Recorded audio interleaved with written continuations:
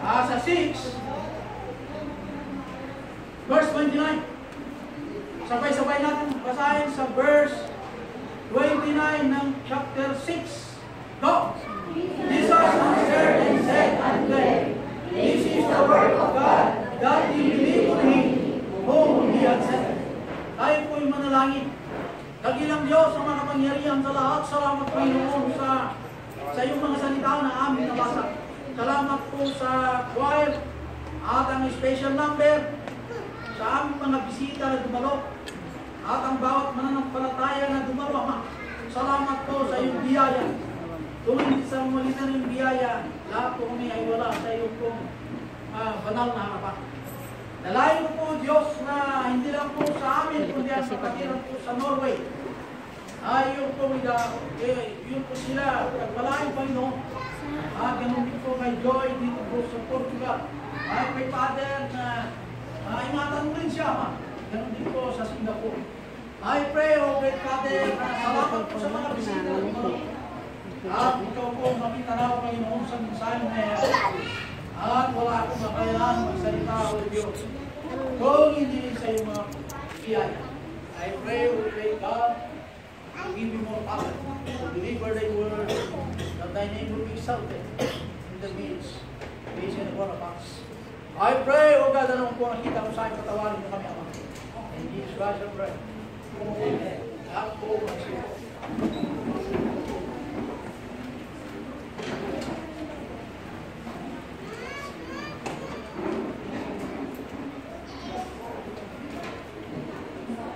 Hello. Okay.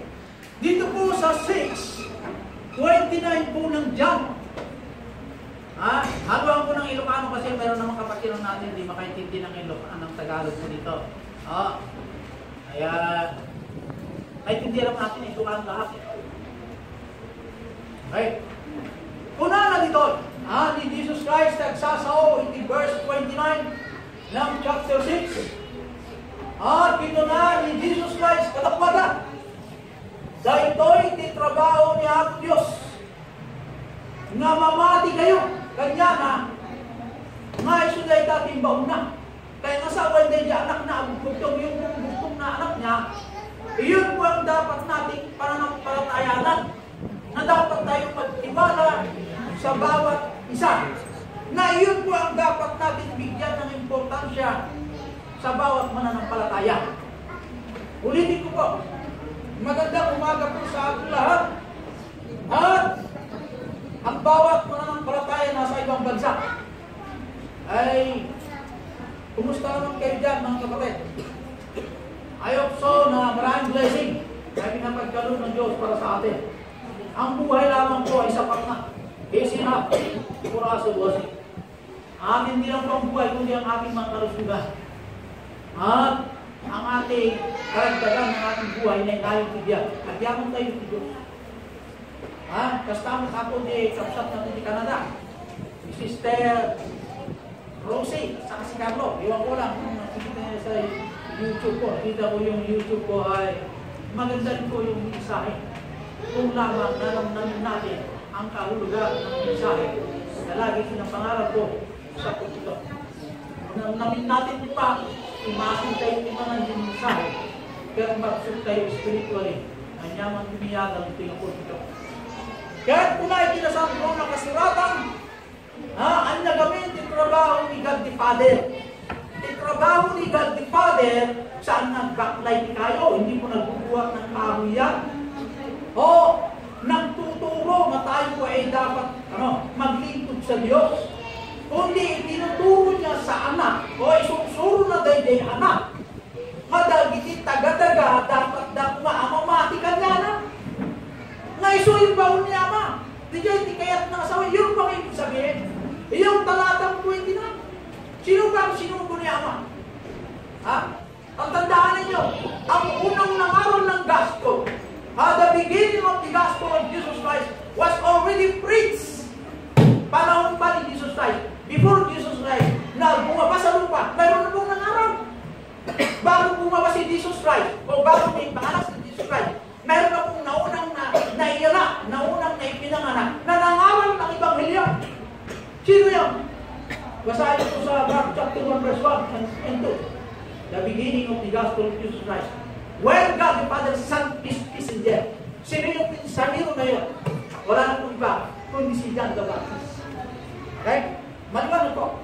Kaya, ang tao kung makasalanan na katulad po natin, ang mga tao katulad natin o ang mga tao tagalupa, ang mga tagalangit, sinasabi po ng langit, ang tao sa lupa ay makasalanan. Tayo po ay nagkasala. Yun po ang sabi ng banal na kasulatan. Tingnan nyo. Siguro kung mapalas yung mga itiagyan, itim ako po ng husgado. Yan yung husgado yan. Gilintek. Tingnan po yung husgado. Tingnan nyo yung husgado. Makinig po, ladies and gentlemen. Katulad dyan. Tayo ka nga dito, kapatid. Tayo ka. Tayo. Nakatayo. Babasahin po yung pong clerk of court, yung kasalanan niya. Ikaw ngayon, babasahin din, nandito ako. Nandito. Ikaw ngayon, Robinson Montes, ay nasasakdal sa hukumang ito. Hukom 301 sa kasalanan kong murder, na ikaw sa petsang ganito ay napatunayan ng hukumang ito na ikaw po ay nagkasala sa kasalanan ng murder. Ganyan, kumatayo yan. Pronouncement na siya po ay nagkasala. Ngayon, na-pronounce na nagkasala, sa salita mo ito, magsasalita ang kanyang defendant counsel. Magsasalita. Ang sasabihin naman, na hindi po siya nagkasala. Objection, Your Honor. My client is not yet guilty. Ganyan. Not guilty. So, pag not guilty, siya po ay magkakaroon ng hearing. Ganyan po ang hukuman eh. Pero ang Diyos, ang hukuman ng Diyos, nakaupo pa lang yung nagkasala, sinasabi ng Diyos, nagkasala ka na. Wala na po yung tinutukoy na ebidensya. Sa tao po kailangan ng ebidensya. O yung preponderance of evidence, o yung prima facie evidence. Kailangan po yun eh, na nagpapatunay na itong tao mo ito ay nagkasala. Ayun po eh, yun ang batas ng tao.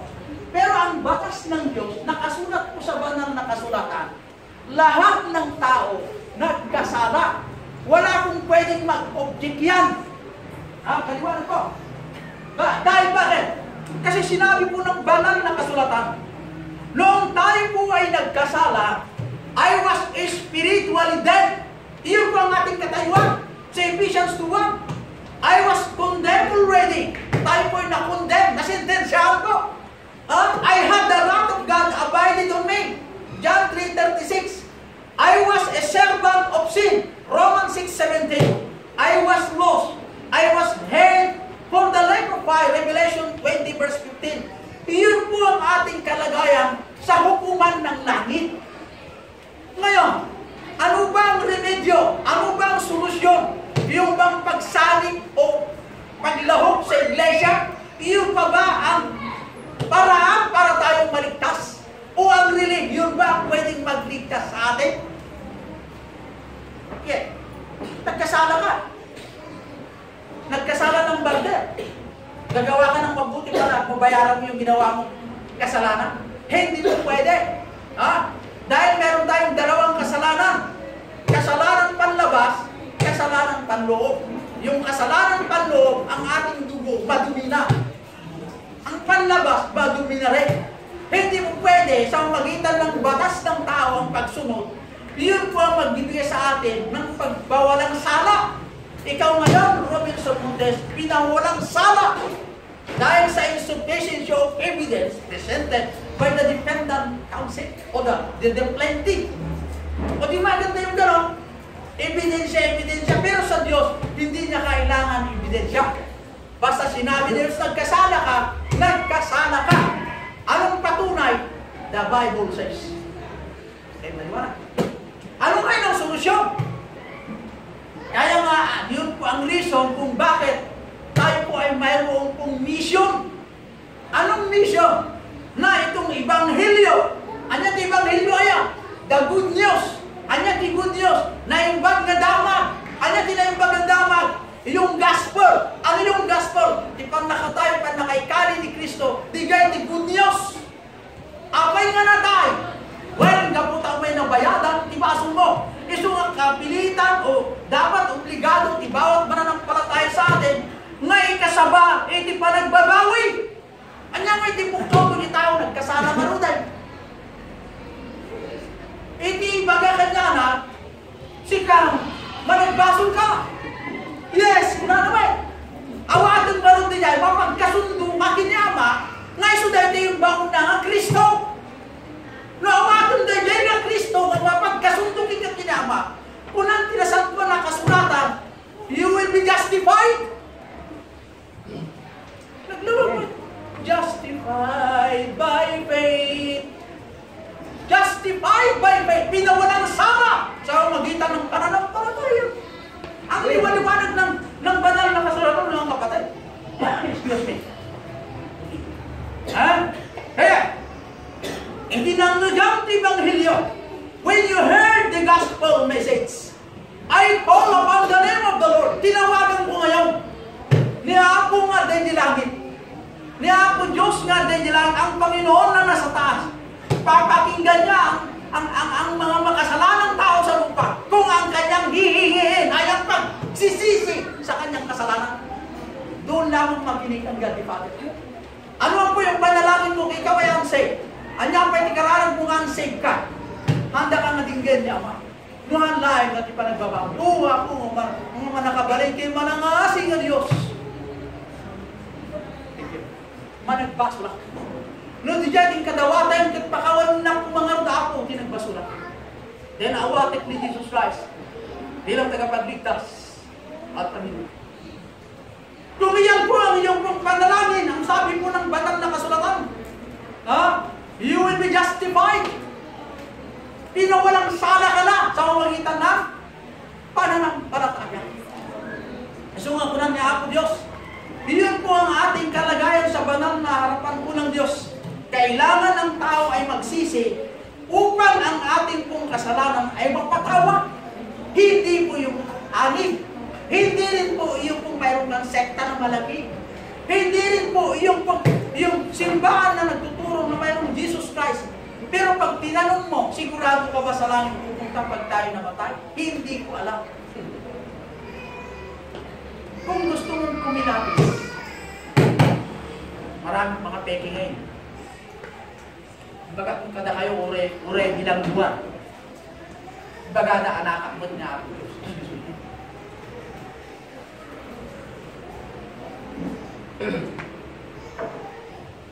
Ibagada mo nga anak akot niya Diyos. Ngayon saan nga sigurado di langit? Sa dito nakasigurado mo niya? Saan ka nakasigurado kung hindi ka sigurado sa langit? Hindi ko alam. Ang anak ng Diyos sigurado sa langit. Saan ka nakasigurado? Simple lang. Pagkunawa, the Bible says.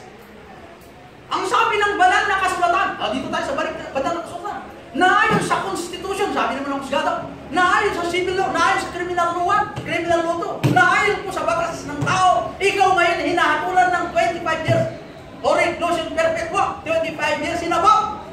Dahil sa pagkakasala ng martel, pinatay mo po yung matibay ang ebidensya through the presence of witnesses. Pero kung masabi daw, ay natumayo ang mga witnesses. Pero ang Diyos, hindi niya kailangan ng mga witnesses. Nakatayo ko pa lang yung mata ng Diyos, nakita sa loob hanggang sa puso, kita hanggang sa loob. Yung kanya-kanya lang dugo natin, alam na hindi malinis ang ating dugo. Kaya pag sinabi ng Diyos, ikaw makasalanan, totoo yun. Dahil ang mata ng Diyos, abot pa hanggang Amerika. Lampas pa hanggang saan? Sa dagat, kung saan hanggang ang dagat. Kita niya ang nangyari. Present dito, at the same time present sa Amerika. Makapangyarihan ng Diyos yun. Kaya tayo bilang mga makasalanan sa harapan ng Diyos, kailangan natin ipangaral ang tinutukoy ng pagsisisi, the message of the gospel message, to repent. Kung walang pagsisisi, wala na pong maliligtas. Pag una ang pastor, Nagkasaba ni John the Baptist, nagbabawi kay ni Basulyo. Nagkasaba daw ni Apostoles, nagbabawi kay ni Basulyo. Nagkasaba si Jesus Christ, nagbabawi kay ni Basulyo. Puro basol. Ngati tao handa nga awatin nga managbasol. Awin tayo managbasol ng tao. At ang nagbasol ni Mandarabo, at nagbasol ni Martin, at nagbasol ni Loko-Loko. Kanya-kanya naman nagbasol eh. Ako may tagpo ng sikat, ako basol mo ba? Lahat ang kasala. Ang gagawin lang natin, magpanalangin ng bawat isa upang tayo manatili sa kaubasan ni Apo Diyos ng sirsirbing, manatili maglingkod dito po sa ministry ng Panginoon. Ano ba ang gusto natin? Pagkaiway-walay. Ha? Hindi yan ang gusto ng Panginoon. Kung kasalanan ang reason kung bakit po tayo ay umayaw sa Diyos, nagkamali ka, talunan ka. Bakit? Imbes na palapit ka sa kalan, palayo ka na kapatid. Ha? Kaya ang title ng mensahe, The Commands of Christ. Ano ba yung pinag-uutos ng Diyos? Sa Mark chapter 1 verse 15. Repent ye and believe the gospel. Repent and believe the gospel. Ay yung gospel, sinabi ko na kanina. Repent, yung kasalanan natin, outward and inside. Bata pa lang na 9 years old, bata pa lang na 1 month old, bata pa lang na 7 months old, nagkasala na yun kasi yung dumi ng kanyang dugo makasalanan. Ha? Maliwanag po yan eh. There is none righteous, do not one. Yung ubing nga dating siya, nagbasol na yan, kapudidara. Uray pa nagsawti na guys. Ha? Sa 14 verse 1, ye believe in God, believe also in me. This is the definite command of God. Manampalataya kayo, mamati kayo kinyama, mamati kayo at kanya. Sino na ibagay dyan? Ni Jesus Christ. Sa John 6:29, yung ating text. This is the work of God that ye believe on Him whom He had sent. The new birth is the mysteries, or it is a mysterious operation of the Spirit that converts.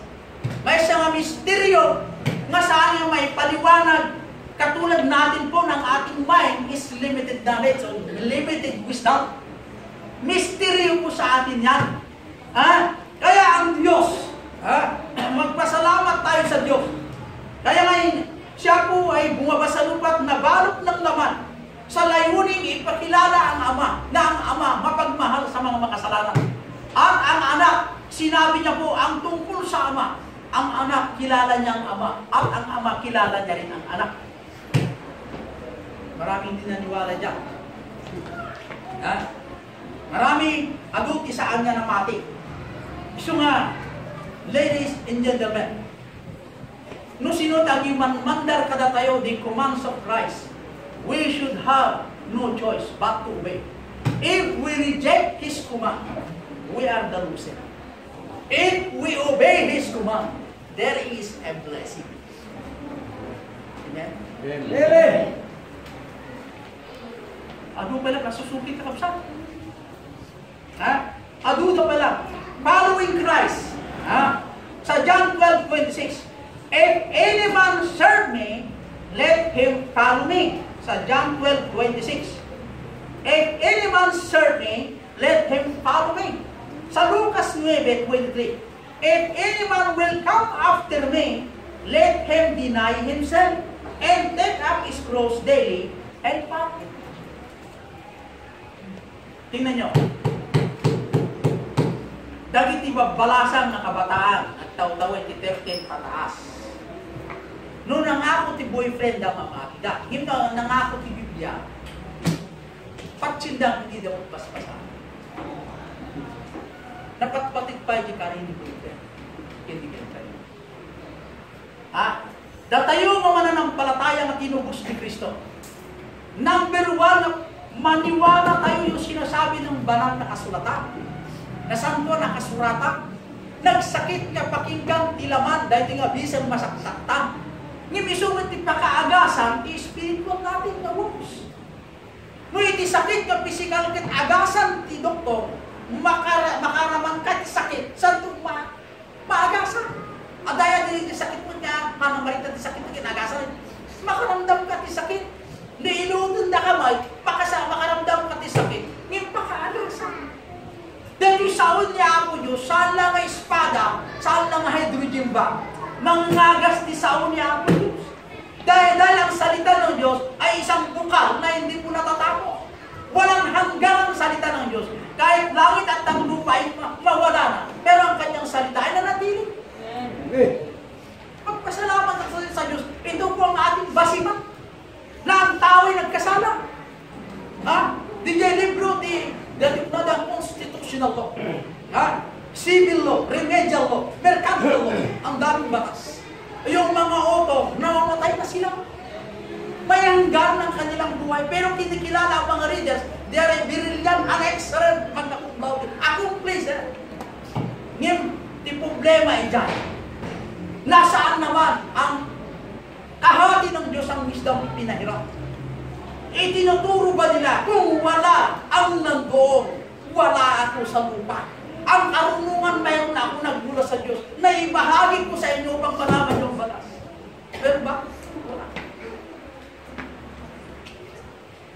Marunong sa lupa, hindi kinilala ang kaharian ng Diyos. Ang kamangmangan sa lupa, doon lang nakakilala kung sino ang Diyos sa lupa. Hindi mo, mahirap maligtas itong mga Hudyo, mga talino. May mga abogado na Hudyo, may mga doktor.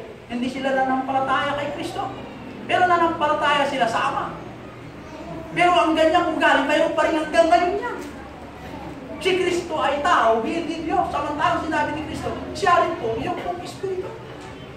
Nasa Bible ba yung masab? Nasa Bible. Alam ba itong mga pananampalataya ng mga puto, yung mga muto? Ewan mo kung alam nila, magbabasa ng Bible. Kahit magbasa ka ng Bible, kung ikaw ay muto ka, bakit muto? Hindi pa sigurado sa langit pupunta yun. Sana kasigurado, hindi niya alam. Pag nakasigurado sa langit, makilala niya kung sino si Kristo sa buhay niya. Pwede ba si Jesus Christ? Nasa Bible naman, mapagpatawad. Pinatawad ko yung kasalanan mo. Sabi ko na ni Jesus Christ. Ang sabi ng mga Hudyo, Papa, nangungumusong na ito. Hindi ba ang Diyos lamang pwede magpatawad ng tao? Si Jesus Christ, pinatawad kita. Ano ba sinabi ni Jesus Christ? Bibigyan kita ng eternal life. Sino ba itong tao ito? Siya ba magpapatawad? Siya ba ang ibigay ng buhay na walang hanggan? At sinasabi niya, ako ang buhay, ako ang liwanag, ako ang ilaw. Walang makapunta roon, hindi sa magitan ko. Sino ba itong tao ito? Kaya maniwala na siya rin ako. Kaya ang ating pananampalatayanan, we should obey Christ. The doctrine of Christ, we should obey His word. No choice sa ating pananampalatayanan. Mag-obey tayo kay Kristo, ino-obey natin ang God the Father. Kaya sabi ko naman lang, believe in God, believe also in me. Magkaiba kasi ang trabaho itong dalawa, si God the Father at si God the Son. Amen. Si God the Father, Espiritu. Iyon po tinuturo sa Old Testament na Creator. God the Son, taga-tubos. Mayroon pong guru. Yung Espiritu na yan, hindi nakikita, nabalot lang naman. Kaya nakita. Yun po si Jesus Christ. Pangalawang utos. Lucas 21:36. Lucas 31:26. Pangalawang utos, the Christian's life is to be characterized by prayer. Ang Kristiyano na tinubos, hindi tayo po ay tinubos mga kapatid. Adopted children of God. Tayo lamang po ay adopted. Si Jesus Christ, the Son of God. Tayo lamang po ay adopted. Kung hindi dahil kay Kristo, hindi tayo lamang anak ng Diyos. Tayo lamang po ay adopted children of God. Anak tayo ng Panginoon dahil kay Kristo. Magpasalamat na tayo sa Panginoon. Dahil po ang Panginoon, binibigyan po tayo ng hininga at ang kalusugan pa na magamit sa ministry. Tapos sa offering, nagpuripot ka. Hindi ka magbibigay. Kung magbibigay ka, binabalik mo lang po yung nagmula ng nagbigay. Amen? At isa sa uli rin ng Diyos, yung nagbigay, yung binigay ng Diyos sa'yo. Maakala niyo siguro yung nagbigay ka na walang ka na. Nawalang ka na, pero babalik ng Diyos. Pero kung mga Kristiyano pa rin, na hindi marunong magbigay.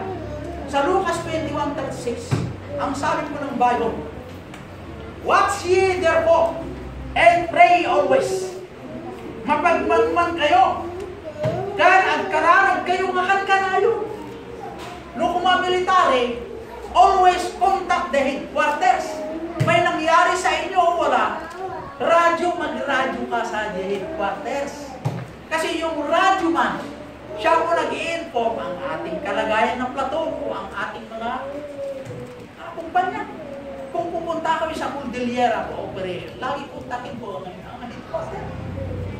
Sa ating pamumuhay bilang mga anak ng Diyos, dapat po tayo mananalangin sa Diyos.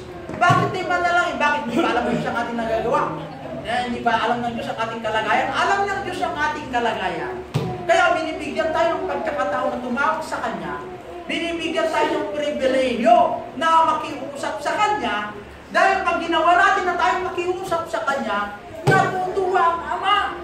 Pag natutuwa ang Ama, ay pinagaganap natin siya. Ayaw mo ba yung natutuwa ang Ama? O gusto mo si Lucifer na natutuwa? Hello? Dapat ang mga anak ng Diyos, mas higit natin bigyan ng pansin ang kalagayan na ang Diyos ang natutuwa sa atin.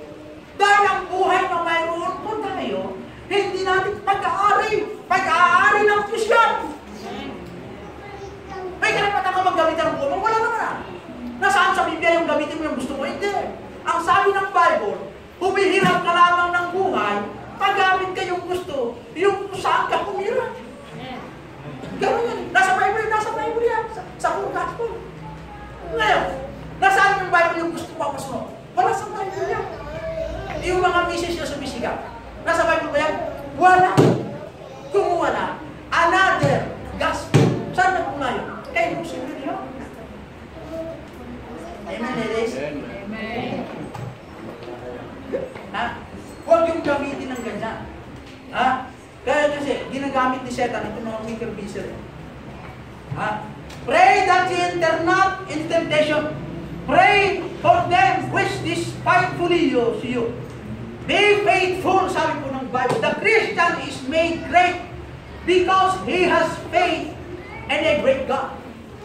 Ang mga Kristiyano ay magiging great po sila kung sila naman ay mayroong matibay na pananampalataya na pinupuri nila ang Diyos.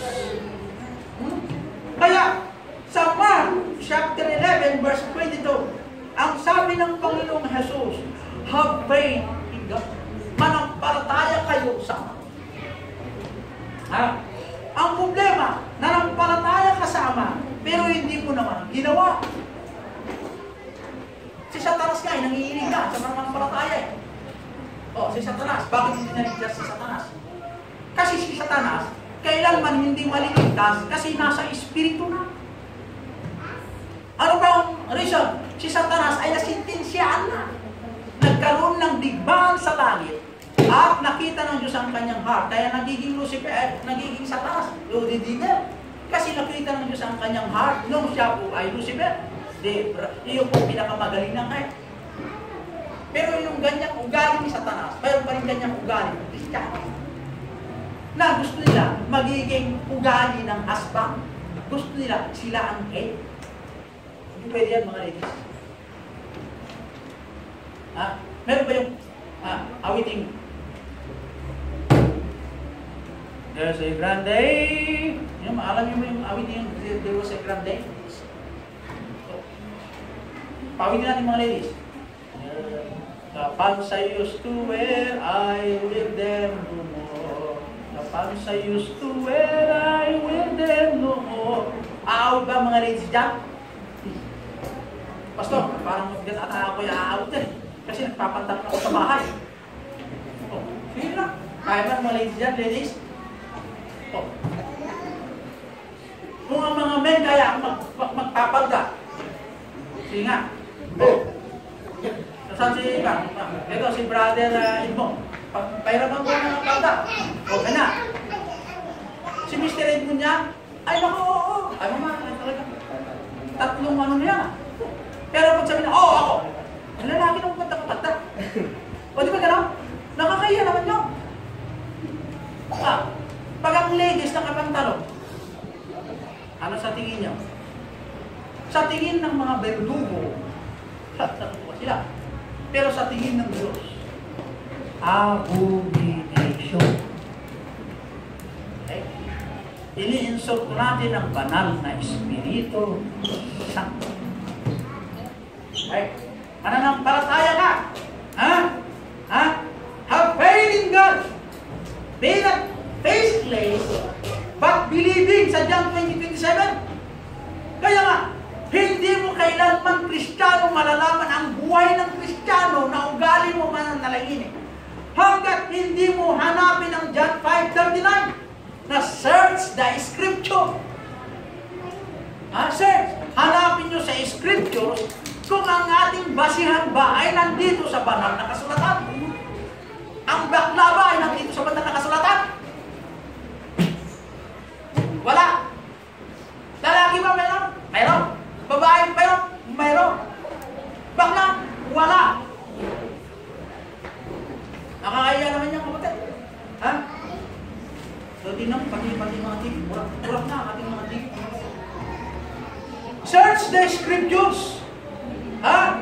Yung mga Scriptures, ibig sabihin yung nasa banal na kasulatan, siya po ang nagpapatunay na sinasabi kung nasa linya po tayo sa larangan ng paglilingkod o wala. Bakit hindi nyo kasi basahin ang banal na kasulatan? Kasi yun po ang nagtuturo kung tayo po lumalakad yung kalooban ng Diyos. Mahirap po gawin nyo. Ang liwanag naman ng banal na kasulatan. Ano bang dapat natin gawin? Upang sa ganun na yung gusto na nyo sa masunod sa ating buhay. Kung basahin mo ang Bible, mababasa mo na ikaw nagkasala. Kung basahin mo ang Bible, malaman mo kung sino ang Diyos sa buhay mo. Kung basahin mo ang Bible, alam mo na ang Diyos ay katakot-takot pala pag siya po ay magalit sa atin. Pag basahin mo ang Bible, mapagmahal ang Diyos. Basahin mo ang Bible, ang ibigay ng blessing sa atin. Ano ba yung gusto ng tao na ayaw basahin ng Biblia? Pag tayo po ay anak ng Diyos, dapat tayo po magbuboluntaryo, magbasa ng banal na kasulatan. Amen? Amen. Mga Kristiyano mahilig magbasa, magpupuyat dahil po sa computer, kundi sa computer, sa text. Ano pang pinag-abalaan ng mga Kristiyano ngayon? Yung mga young people, text. Ano ba yung text? Si Rupil, ewan ko, ilang beses nag-text siya. Nakikita ko pa sa kanya. Yung nakalagay doon, nakaubad pa ka. May Ginmay, may Ginebra. Hari ng puro ka, nag-isip mo. Hari ng puro ka. Gusto ba yung ganyan?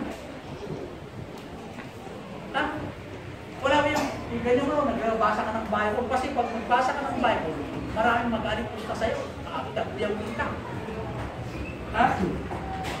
Kaya ang Kristiyano, dapat po mapag-ilaw. Ang Kristiyano po ay dapat mapag-ilaw. Bakit? Nasa atin si Jesus Christ. Sino ba si Jesus Christ? Si Jesus Christ po, ang ating ilaw. I am the light of the world, saith the Lord. No, dating ka ni Jesus Christ, may saka nga na silsilaw. Tali Jesus Christ na nandito, iyon po ang umiilaw sa kapaligiran. Gusto umilaw yung si Jesus Christ sa ating buhay, sinasarado naman natin yung ilaw niya. Ano yung tinatakip mo? Yung alak. Yung Ginebra. Sa Lucas 12 verse 40, go the last point. The second coming of Christ. Ang Kristiyano, dapat mahalin po nila na paglingkuran ng Diyos na buong-buo. Ayaw ng Diyos yung may kahati para ako. Ang gusto ng Diyos, buong-buo. Serve God completely. If you serve in the morning, you should serve in the afternoon. If you serve in the afternoon, you will pray in the evening. Walang tigil ang panalangin dahil wala rin tigil ang blessing. Nung kondisyon na niya ako, agsirbi ka kanya, nainayunak ti angis mo. No, putol-putol mo ti parag-sirbi. Putol-putulin mo ti angis mo. Nung na kayo? Delikado ka siya yung kapsa. No, nung nagsirbi ka kanya ako, Diyos, 2 lang oras ti agsapa. Sa hapon, 1 beses. Nasaan yung ibang oras? Kaya sabi ng Panginoon, ang linggo ay 24 hours. Bawasan mo ng 5 oras, sabi ng Panginoon. Bawasan mo, meron pang 19 hours. Bawasan mo pang 5. Dahil natulog ka, bawas ulit. O, di lang rin. Nasa 13 pa. Saan mo nilagay yung 13? Naglingkod ka sa Panginoon 4 na oras. O, di lang na. Mayroon pang 9 hours. Dahil may kulang ka sa oras, putulin ko rin ang 9 hours sa buhay mo. O, pamahikan ka na. Huwag, hindi tayo makahinga na 9 hours. O, nasa cemetery na tayo, o nasa ataon na tayo, pag ganyan. Hindi ka huminga ng 9 hours, hindi ka huminga. Eh, ang katawan ito, babalik na yung pan, maging puti na. Ewan ko yung ating mga mata, hindi na buhay. Kaya na, kung yan ang basihan, talo lang tayo. Kaya nga sabi ng Bible, biyaya lamang yung pinapagkaroon ng Diyos sa atin. Bakit hindi natin samantalain yung biyaya na gamitin itong buhay na hinihiram lang natin? Pero bakit hindi niya mga kapatid? Hello? Amen! Ha? Yung second coming, kung bakit tayo naglilingkod sa Diyos, kasi mayroon pang babalik na Panginoon. Babalikan po tayo, hindi tayo iniwanan. Babalikan pa tayo. Dahil para kukunin po tayo sa kabayan po na langit. Doon tayo makikita si Moses, si David, si Solomon, ang mga great men of God noong panahon ng Old Testament, panahon po ng New Testament. Makikita natin lahat po yung mga namatay sa pananampalataya. Oh, si Rizal, makita ba? Di ba ko, makita ko si Rizal ko. I challenge you members. The second coming dapat tayo mapagmanman. If a man love me, he will keep my words. Sabi po ng Bible. Be ye therefore perfect, na ayon sa Matthew 5:48. Be ye therefore merciful, sa Lucas 6:36. Kaya Christians' time are too short. Why not serve God faithfully until His coming? Computer, taon mo kayo. 18, 21, 25. Computer, titawin mo siya. Computer, titawin mo. Noong 21 na 23, 25 na taon mo, man mga taon mo at nagsirbi ka sa Diyos. Computer mo. No, among lang pa, inayaban ng kapos kapos ng graduation ko dahil ko, may kaposib lang. Ako kami nag-advise ka na. Walang nag-advise sa akin. Kung lamang alam ko lang, ayaw mo natin yan, tapos tipuro mga degree college. Si degree college, mayat mo, ito problema nung hindi kinamaya. Inayabanda ka ni Apo Diyos, ang tingin ka, ang maabutin, umabot ka 40, 30. Inayabanda ka ni Apo Diyos. Kasi agsirbi kami, agpili niya Apo Diyos, ano na tayo? Agyaman tayo ni Diyos. Tadi di kararag tayo, dagi di adda ka na tayo ngayong pagulod na. Inikan na tayo pa, ibinigyan po tayo ng chance to live, to enjoy in the Christian life, in this creation, in this dating world na pinarpa ni Apo Diyos. Agyam-yaman tayo. Ngimti kaya lang ni Apo Diyos kada tayo. Di amin nga pasan tibiyag tayo, adda ko na tatibingay ni Apo Diyos kada tayo. Di dayaw, kukuha na ng birwang pang madayaw. Hamong nga alaay ni dayaw. Itid mo kini Apo Diyos ni dayaw.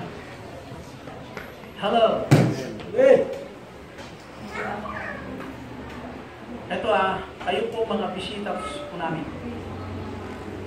Yung nag-invite po sa inyo, pinanalangin ka upang makilala mo si Jesus Christ na tagapagligtas kami. Iyon lang po ang kagalakan namin bisita. Na paglabas mo sa church, mayroon kang Jesus Christ. Si Jesus Christ nangako sa iyo na eternal life. Pinangakuan ka ng eternal life, pinangakuan ka na ligtas forever. By grace, we are saved through faith. Magpasalamat ka sa nag-invite dahil pinag-pray ka nandito ka ngayon na siyarang ka ng gospel. Sa atin na bilang mananampalataya na tumanggap kay Kristo. Faith na sa panalangin. Magpatuloy tayo magkararag. Saan tayong umangkupay para kararag? Tati kararag iso ti number 1. Nakontak tayo kini Apo Diyos. Amang nangtag ka na tayo ti vitamina spiritually, supply physically, and spiritual support. Kaya I challenge you to continue to serve. Tayo po manalangin dakilang Diyos na makapangyarihan sa lahat. Salamat Panginoon sa mensahe na paalaala mo sa amin na ang pinag-uutos ni Kristo ay dapat sundin sa lahat na tinubos ng Panginoong Jesus. Salamat po sa tagapagligtas pagligtas, Panginoon, na iyong kung sinuro.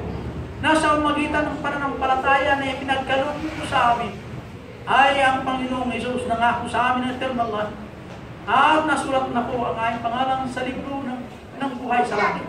Salamat po sa kaligtasan na biyaya lamang, Ama.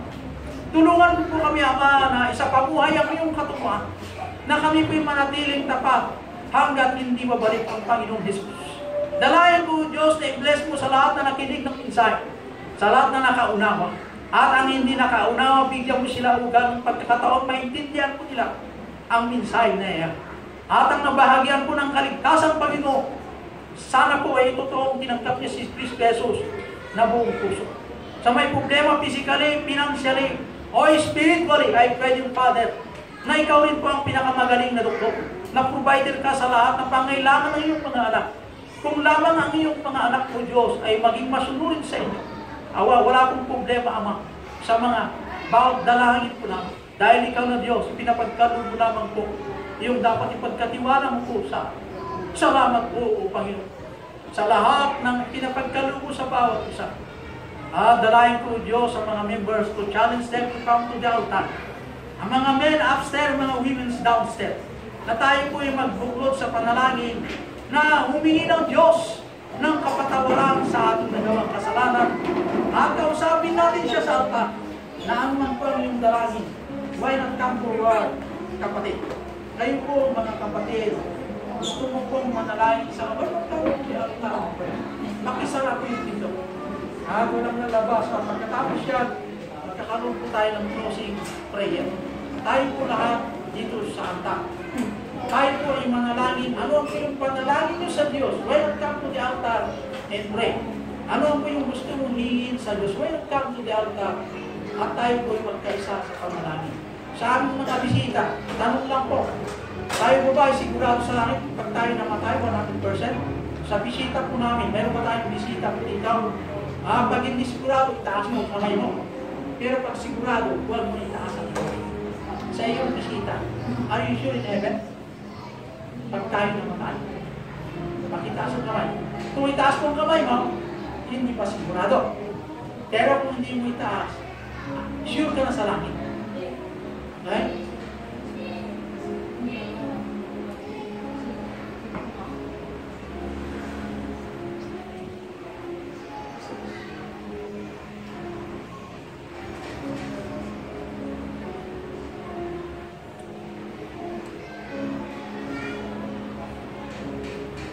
Panginoon Diyos, salamat po sa mensahe. Salamat po sa lahat ng nag-forward. Dalayan po sila, O Diyos, ano po ang kailang dalangin. I pray, Father, to hear the petition of the servant, to answer their prayers according to thy grace. Salamat po, O Diyos, sa paalala mo sa amin na kami po'y dapat manindigan sa pananampalataya na pinagkaloob mo sa bawat isa hanggat hindi babalik si Kristo. Sa lahat na hindi nag-forward, I pray, Father, ano po ang kailang dalangin. I pray, Father, na kausapin mo sila na ang makiusap sa iyo is a blessing. I pray, O God, hindi lang po sila, kundi ang mga kapatiran sa ibang bansa, na sila po ay lumuhod din kung saan man sila, na manalangin po sa inyo, na ikaw po ang dapat itaas po namin sa buhay po namin, at hingian ng kapatawaran kung kami po yung Diyos nagkakamali. At ikaw rin po ang aming pong takbuhan sa lahat ng panahon sa dako ng aming buhay na hinirap po sa inyo. Dalangin ko, Panginoon, dakila ka sa buhay ko namin. Dalangin ko, i-bless mo ang bawat isa sa bawat pag-uwi. Ingatan mo, Panginoon. I pray, O great Father, salamat po sa maraming blessing. In Jesus Christ, I pray. Amen. Lahat po magsibalik sa mga upan.